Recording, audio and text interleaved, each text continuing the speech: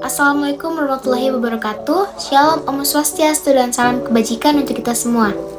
Pertama-tama, perkenalkan nama saya Andi Tentripani dengan NIM 220606501042. Saya dari kelas B, Program Studi Pendidikan Administrasi Perkantoran, Fakultas Ilmu Sosial dan Hukum, Universitas Negeri Makassar.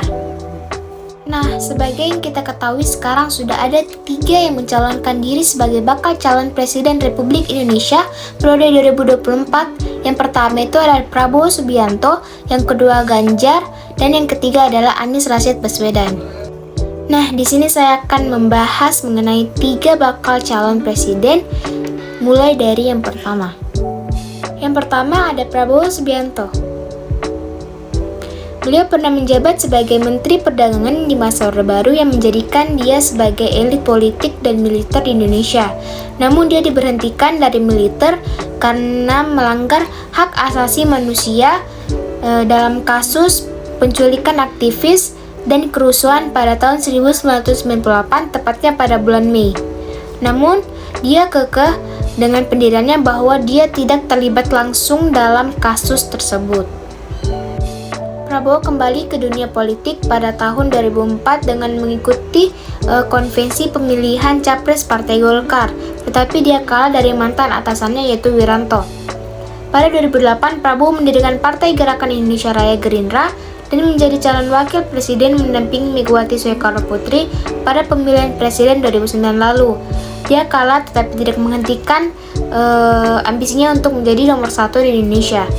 Setelah pemilihan presiden 2009, Prabowo terus aktif berkampanye dan sekarang beliau masih menjabat sebagai Menteri Pertahanan. Itulah tadi sedikit rekam jejak dari Prabowo Subianto. Selanjutnya saya ingin membahas sedikit kritik untuk Prabowo Subianto. Sebagai besar, teman-teman elemen aktivis mahasiswa 1998 yang tidak berprofesi sebagai politis masih tetap menganggap Prabowo Subianto tidak layak menjadi presiden Indonesia. Salah satu alasan paling mendasar adalah rekam jejak hitam selama berkarir di militer dan level emosionalnya yang tidak stabil sehingga tak layak untuk memimpin 278 juta rakyat Indonesia dengan berbagai problem. Sebuah survei lawas menjelang Pilpres 2014 yang diselenggarakan oleh Laboratorium Psikologi Politik Universitas Indonesia menyimpulkan Prabowo memiliki kecenderungan gaya kepemimpinan otoriter. Penelitian ini dilakukan terhadap 204 psikolog di Indonesia, terutama di Jakarta, Depok, Bogor, Tangerang, dan Bekasi yang berpengalaman dalam menilai kepribadian. Riset diadakan pada tanggal 18 sampai 27 Juni 2014, di mana sebanyak 78% psikolog menyatakan bahwa Prabowo bakal menjalankan gaya otoriter jika terpilih menjadi presiden. Untuk bakal calon presiden yang kedua ada Ganjar Pranowo. Rekam jejak yang dimiliki oleh kader PDIP serta deretan prestasi dan pengalamannya membuat namanya sangat layak untuk maju ke dalam pertarungan kontestasi politik dan menjadi calon presiden periode 2024. Ganjar Pranowo sempat berhasil melenggang ke Senayan sebagai salah satu anggota dari Komisi 4 di Dewan Perwakilan Rakyat Republik Indonesia pada tahun 2004 hingga 2009. Dirinya membidangi masalah pertanian, perkebunan, kehutanan, kelautan, perikanan, dan pangan. Dirinya pada saat ini masih resmi menjabat sebagai Gubernur Provinsi Jawa Tengah terpilih, yang mana di dalam masa kepemimpinannya, dia berhasil melakukan banyak terobosan dan juga menorehkan banyak prestasi. Sehingga sekarang memang sudah terbukti bagaimana kapasitas serta kualitas yang dimiliki oleh sosok Ganjar Pranowo. Ganjar Pranowo juga terus meningkatkan kualitas pemerintahan di tingkat provinsi serta kabupaten atau kota Jawa Tengah. Salah satunya melalui program e-governance untuk mencegah tindak korupsi, kolusi, dan nepotisme. Maka dengan banyak sekali prestasi yang berhasil dicetak atau ditorehkan oleh kader dari PDIP ini membuat namanya menjadi sangat layak untuk mampu mengemban tugas dari Ketua Umum Partai Megawati Soekarno Putri dan telah teruji.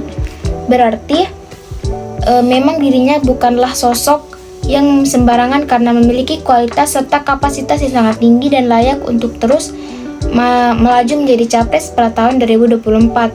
Untuk gaya kepemimpinan yang akan diterapkan oleh Pak Ganjar sendiri, saya menilai dia sangat demokratis dan berpihak kepada masyarakat. Dilihat dari rekam jejaknya selama ini sangat merakyat. Namun dalam prestasi Pak Ganjar, dia juga mendapat banyak kritikan mengenai dia yang sekarang masih menjabat sebagai Gubernur Jawa Tengah tetapi sibuk mengurus dirinya sebagai bakal calon presiden, yang dinilai lalai dari tanggung jawabnya sebagai Gubernur Jawa Tengah sekarang. Maraknya kemiskinan yang menjadikan provinsi sebagai provinsi termiskin se-Jawa membuat Ganjar dinilai tidak layak untuk menjadi presiden, karena untuk menjadi gubernur saja dia tidak bisa menyelesaikan masalah dalam suatu provinsi, apalagi untuk negara. Baik, kita masuk kepada calon ketiga, ada Anies Baswedan. Pada tahun 2013, Anies Baswedan resmi terjun ke dalam dunia politik setelah lama bergelut dalam dunia pendidikan dan sosial.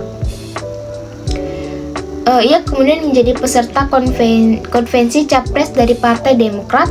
Namun tahun 2014, Anies kemudian resmi bergabung dalam tim pemenangan Capres-Cawapres Jokowi Yusuf Kala, di mana posisinya ketika itu sebagai juru bicara dari pasangan Capres dan Cawapres